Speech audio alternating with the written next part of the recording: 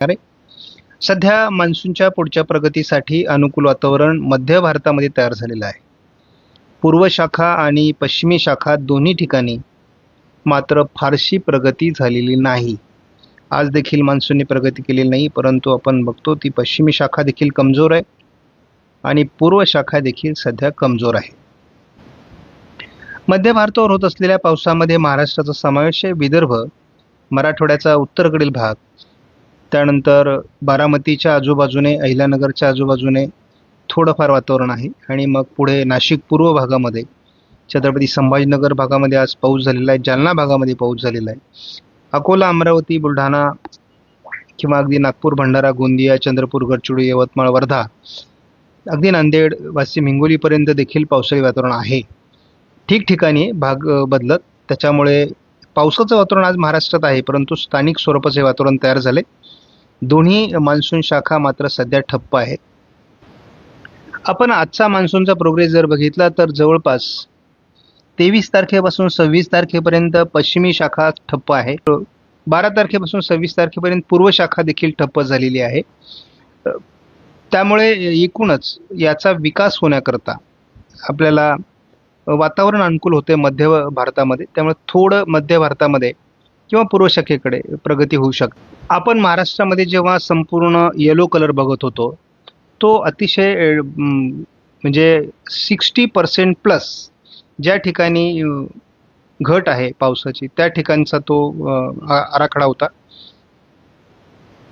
Red कलरमध्ये मात्र 59 पासून खाली जे घट आहे त्याचा त्या ठिकाणी मॅप दिलेला आहे आणि त्यामुळे एकूणच थोडी सुधारणा आपल्याला दिसते. पुन्हा एकदा भारतामधील पावसाचं प्रमाण कमी झाल्यामुळे आज पावसातील घट भारतामध्ये 42% पोहोचली, म्हणजे 1% पुन्हा वाढ झाली आहे. काल जी 41% पोहोचली होती. पावसाचं प्रमाण वाढणं आवश्यक आहे. जोपर्यंत पावसाचं प्रमाण वाढत नाही, मान्सूनचा पुढील प्रोग्रेस होत नाही, तोपर्यंत ही घट दुरुस्त होणार नाही. अन्यथा खूप मोठ्या त्रुटीमधून आपल्याला जून महिना पार पडलेला दिसेल. आपण या ठिकाणी बघतो की पावसाचं प्रमाण गेल्या 48 तासामध्ये मराठवाड्यामध्ये आणि विदर्भामध्ये झालेलं आहे. पूर्व विदर्भात तसा पाऊस कमीच आहे. या पट्ट्यामध्ये आपण सातत्याने सांगत होतो हा पर्जन्य छायेचा प्रदेश आहे, या ठिकाणी पाऊस कमी होईल आणि तो कमीच झालाय. थोडं उत्तर कोकणामध्ये देखील पाऊस कमी झालाय आणि जो आपण जसा अंदाज दिलाय तसाच पाऊस या ठिकाणी पडलेला आहे. मध्य भारतावर पाऊस वाढला आहे, परंतु ज्या प्रमाणात तो वाढायला पाहिजे त्या प्रमाणात अजून वाढलेला नसल्यामुळे मान्सूनचा प्रोग्रेस थांबला आहे. जसा हे मान्सून पुढे प्रोग्रेस करेल तशा पद्धतीने पुन्हा एकदा पावसातील घट कमी व्हायला सुरुवात होईल. आता आपण या ठिकाणी आयोडी हा एक महत्त्वाचा घटक बघणार आहोत. यामध्ये आपल्याला असं दिसतंय की 2023 मध्ये जरी स्ट्रॉंग आलेला नव्हता, परंतु पॉझिटिव्ह आयोडीमुळे या ठिकाणी आपल्याला हा भाग दिसतो. पॉझिटिव्ह आयोडीमुळे त्या ठिकाणी आपल्याला सरासरीपेक्षा जास्त पाऊस झाला होता. काही प्रमाणामध्ये आपल्याला तीच परिस्थिती 26 मध्ये होण्याची शक्यता आपण अनेक एजन्सीजने व्यक्त केलेली आहे. आता या ठिकाणी या बाबतीत खात्री देऊ शकत नाहीत, परंतु सध्या 0.01 या लेव्हलला आयोडी सक्रियतेकडे चाललेला आहे, म्हणजे पॉझिटिव्ह आयोडी होणार आहे. आणि जर आयोडी पॉझिटिव्ह झाला तर महाराष्ट्रात आपल्याला पुन्हा एकदा चांगल्या प्रकारचे कमी दाब, डिप्रेशन, वादळं तयार होतील. चांगल्या प्रकारचं पाऊसमान वाढेल आणि पर्यायाने आपल्याला जे दुष्काळाचं संकट एल निनोमुळे आपल्या समोर उभं आहे ते टळू शकेल. परंतु ही सगळ्या गोष्टी आपण खात्रीलायकरित्या सांगू शकत नाही, कारण आयोडी पॉझिटिव्हच होईल असं आपण खात्रीलायक सांगू शकत नाही. शेवटी ही निसर्गाची किमया असेल. आपण मात्र आयोडी पॉझिटिव्ह होईल असा अंदाज पकडूनच 26 जानेवारीपासून 97% महाराष्ट्रात तर 94% भारतामध्ये पावसाचा अंदाज दिलेला आहे. CPC नोवाच्या अंदाजानुसार जवळपास सध्या मे, जून, जुलैच्या दरम्यान या ठिकाणी जूनमध्ये दिलेला जो अंदाज होता यामध्ये आपल्याला साधारण 98% एल निनो दाखवलेला आहे. त्यानंतर तो जवळपास 99 आणि पुढे 100% दरम्यान जाताना दिसतोय. आपला मान्सूनचा कालावधी जो आहे तो ऑगस्ट, सप्टेंबर, ऑक्टोबर हा शेवटचा फेज या ठिकाणी आहे आणि तो त्या ठिकाणी 100% त्याची प्रोबॅबिलिटी म्हणजे शक्यता दाखवण्यात आलेली आहे. त्यानंतरही तो 100% पुढील जवळपास 2 क्वार्टर म्हणजे जवळपास डिसेंबरपर्यंत दाखवण्यात आलेला आहे. त्यामुळे असं दिसतंय की नोव्हेंबर, डिसेंबर, जानेवारीपर्यंत याचा इफेक्ट राहील आणि साधारण डिसेंबर, जानेवारी, फेब्रुवारीपासून त्याचा प्रभाव कमी व्हायला सुरुवात होईल. म्हणजे पुढच्या मान्सूनवरही त्याचा थोडा हलका परिणाम राहील.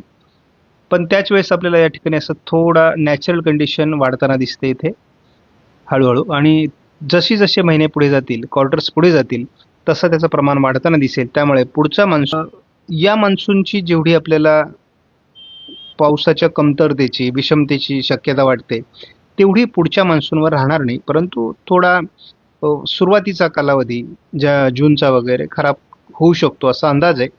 परंतु एवढंच आहे की पुढचा मान्सून हा उत्तरार्धामध्ये म्हणजे ऑगस्ट, सप्टेंबरमध्ये चांगल्या पद्धतीने राहील. त्यामुळे आपल्याला आज पुढच्या मान्सूनची फार चिंता करण्याची गरज नाही. सध्याचा मान्सून मात्र बऱ्यापैकी खराब करण्याची शक्यता CPC नोयाने व्यक्त केली आहे. याची स्ट्रेंथन प्रोबॅबिलिटी जी आहे म्हणजे त्याच्यामधला स्ट्रॉंगनेस जो आहे म्हणजे आपण strong El Nino, very strong El Nino असं जर म्हणतो, तर त्याचा सध्या मे, जून, जुलैमध्ये स्ट्रॉंगनेस कमी आहे. तसा जून, जुलै, ऑगस्टमध्ये क्वार्टरमध्ये प्रभाव कमी आहे. जुलै, ऑगस्ट, सप्टेंबरमध्ये देखील प्रभाव कमी आहे. त्याचा प्रभाव मात्र वाढतोय ऑगस्ट, सप्टेंबर, ऑक्टोबरमध्ये. त्यामुळे आपल्याला जुलैचाही पाऊस चांगला होण्याची शक्यता आहे. ऑगस्टमध्ये खंड राहतील परंतु पाऊस होऊ शकतो. सप्टेंबरला मात्र तो बाधित करेल. परंतु सप्टेंबरच्या पावसाचं एक वैशिष्ट्य आहे, सप्टेंबरचा पाऊस हा बंगालच्या उपसागरातून निर्माण होतो आणि काही प्रमाणात तो स्थानिक असतो.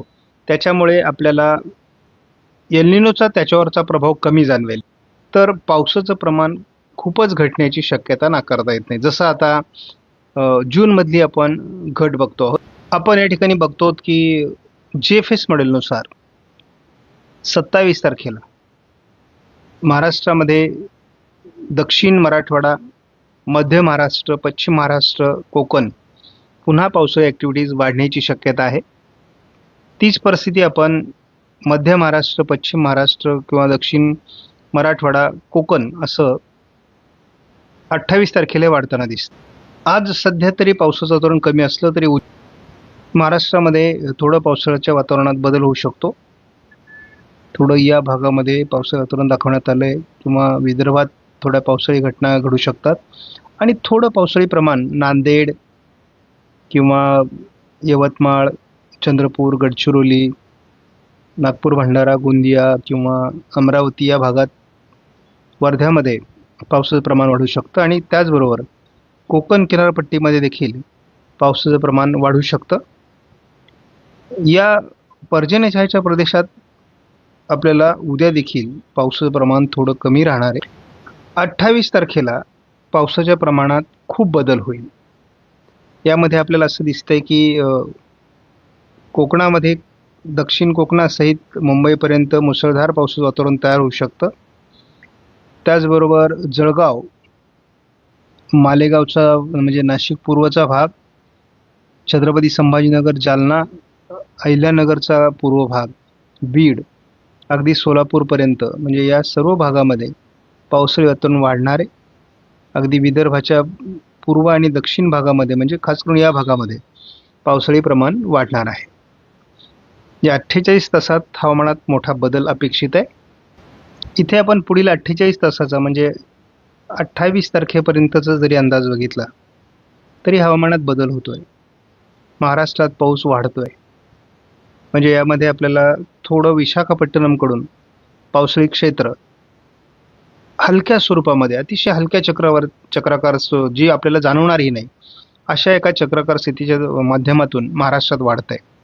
अशाच पद्धतीने आपल्याला कोकण किनारपट्टीकडून देखील गोव्याकडून एक हलकी चक्राकार स्थितीचा प्रभाव कोकणात वाढू लागतोय आणि 28 तारखेपासून मान्सून पुन्हा एकदा पुढे जाण्यास सक्रिय होण्यासाठी अनुकूल परिस्थिती निर्माण होते आहे. आज आपण बघितलं की छत्रपती संभाजीनगर, जालना, अगदी यवतमाळ, अमरावती, अकोला, वाशिम, हिंगोली, नांदेडच्या काही भागामध्ये, सोलापूरच्या अतिशय तुरळक दक्षिण भागामध्ये किंवा नाशिक पूर्व भागामध्ये, संभाजीनगरच्या काही भागामध्ये आणि बार्शीच्या आजूबाजूने असं थोडं वातावरण आहे. त्यानंतर या वातावरणामध्ये थोडी घट होणार आहे, म्हणजे विशेष वातावरण रात्री नाही आहे आणि नांदेडकडे थोडं वातावरण आहे. त्यानंतर आपण बघतो की उद्या आपल्याला अगदी मराठवाड्याच्या काही भागामध्ये, म्हणजे अगदी अकोला, अमरावती, नागपूर, भंडारा, गोंदिया, यवतमाळ, वर्धा, चंद्रपूर, गडचिरोली, नांदेड, वाशिम, हिंगोली, अगदी जळगावच्या काही भागामध्ये, जालन्याच्या काही भागामध्ये आणि नाशिकच्याही पश्चिमी भागात, पुणे पश्चिम, सातारा पश्चिम, कोल्हापूर पश्चिम, सांगली पश्चिम आणि कोकण किनारपट्टीत देखील उद्या पुन्हा हालचाली पावसाच्या सुरू होणार आहेत. आणि उद्या थोडं उशिरा आपल्याला सांगली आणि सोलापूरमध्ये पावसाची शक्यता दाखवण्यात आलेली आहे. त्यामुळे स्थानिक अशा प्रकारचं वातावरण सोलापूर जिल्ह्यात तयार होतंय. थोडं पण पुणे पूर्व, सातारा पूर्वमध्ये उद्या उशिरा वातावरण दिसते. यदाकदाचित मॉडेलचे अंदाज सगळेच जुळत नाहीत, परंतु तरी देखील आपण आशा करायला हरकत नाही. 28 तारखेला मात्र कोकण किनारपट्टीत पुन्हा जोरदार पाऊस सुरू होतोय. त्यामुळे पुन्हा एकदा विदर्भ, मराठवाड्यामध्ये पावसाचं प्रमाण वाढू शकतं आणि 28 तारखेपासून पुन्हा एकदा मान्सून पुढे सरकण्यासाठी सक्रिय होईल. त्यामुळे ठिकठिकाणी स्थानिक वातावरणासाठी अतिशय पोषक वातावरण असणारे उत्तर महाराष्ट्रामध्ये पुन्हा एकदा 28 तारखेपासून नाशिक जिल्ह्यामध्ये, धुळे, नंदुरबार, जळगाव, अकोला, अमरावती या जिल्ह्यांमध्ये पुन्हा, म्हणजे महाराष्ट्राच्या उत्तरेकडून पावसाळी ॲक्टिव्हिटीज निर्माण होऊ शकतात. थोडं आपल्याला उशिरा 28 तारखेला देखील बीड, परभणी, नांदेड, लातूर, धाराशिव, सोलापूर, अहिल्यानगर पूर्व, सातारा, पुणे पूर्व भागात पावसाळी क्षेत्राची शक्यता दिसते आहे. त्यामुळे आपण बघूयात आता उद्याचा अनुभव कसा येतोय. पुढील 48 तासामध्ये मात्र महाराष्ट्रामध्ये वातावरण बदलतंय. 1-1.5 मिनिटामध्ये साधारण पावसाचं काय होईल याचा अंदाज घेत असतो. आपल्याला उद्या थोडं विदर्भाच्या या काही भागामध्ये पावसाळी क्षेत्र दिसते.